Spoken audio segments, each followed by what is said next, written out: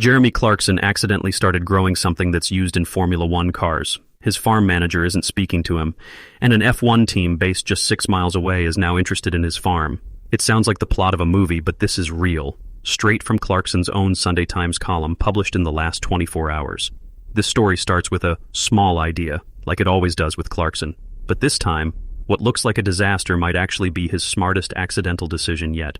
Let's go through the whole story, from the beginning. If you're a diddly squat farm fan, you already know. Clarkson has a very specific talent.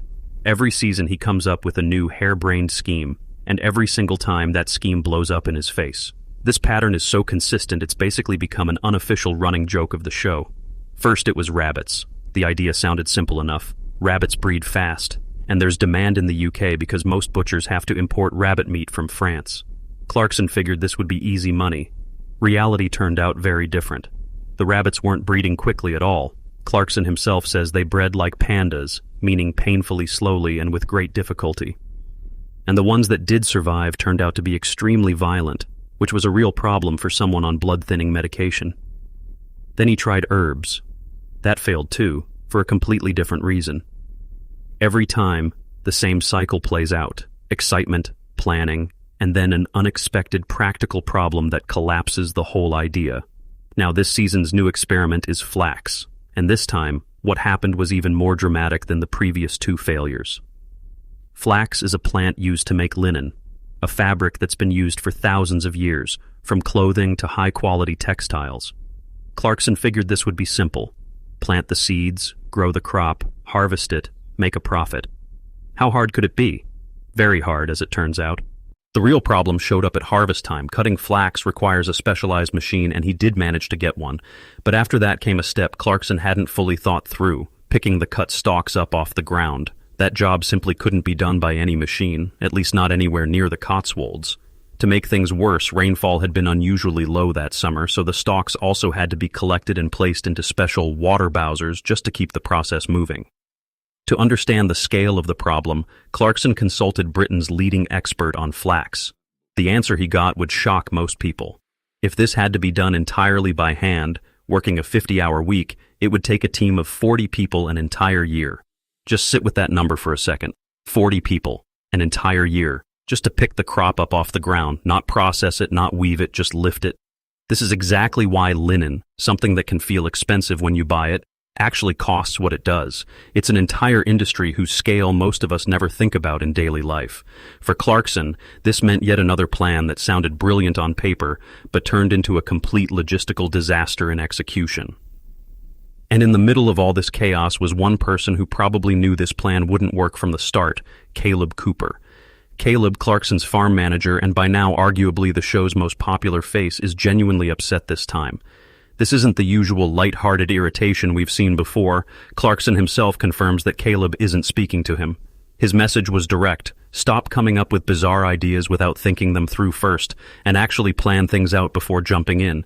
This isn't the first time Kaleb has been frustrated with one of Clarkson's decisions. Throughout the show's run, their dynamic has been an interesting balance. Clarkson the idealist and risk-taker, Kaleb the one who understands the practical, unforgiving reality of real farming. But this is the first time the entire team has been left stuck in the middle of an actual disaster, a crop sitting on the ground with no practical solution and time running out fast. Kaleb's frustration makes sense. He's the one who has to actually execute Clarkson's wild ideas out in the field. And this time, the sheer scale of the labor involved was enough to frustrate even the most patient farm manager. But here's where the story takes an unexpected turn. What looked like a total disaster turned out to be a hidden opportunity. And it's a connection most people are completely missing. Flax isn't just used to make linen. In modern motorsport, flax fiber is emerging as a cheaper, more environmentally friendly alternative to carbon fiber. Carbon fiber, the material every F1 fan knows, expensive and complex, used to make cars lighter and stronger. But several F1 teams have already started using flax-based material in their body panels because it's cheaper to produce and has a much smaller environmental footprint.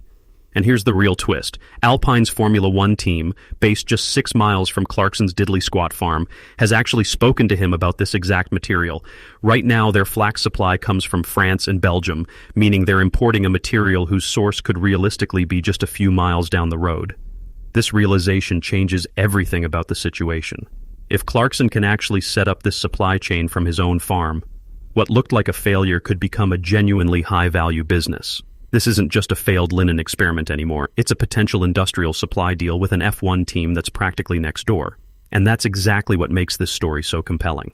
Clarkson, in his typical style, without much research, without proper planning, planted a crop that embarrassed him, frustrated his team, and created enough work to need a 40-person crew. But that same mistake may have stumbled him onto an opportunity that his competitors haven't even noticed yet.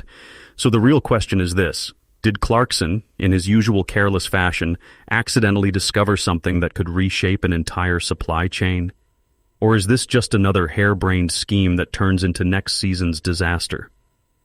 If flax shows up again next season on Clarkson's farm, now you know exactly why. This isn't just a story about a failed harvest. It might turn out to be the show's biggest business pivot, and possibly Clarkson's smartest accident yet. And what about Kaleb? He's still not happy. But if this flax deal actually works out, Clarkson's most careless, least thought-out idea will have given the farm real financial upside, and Kaleb will have to be pleased about it, whether he admits it or not. So what do you think? Should Clarkson chase this opportunity, or is Kaleb right that this is just another harebrained scheme waiting to blow up? Drop your opinion in the comments. And if you want every twist and turn from Diddly Squat, hit subscribe, because nothing on this farm ever stays boring for long.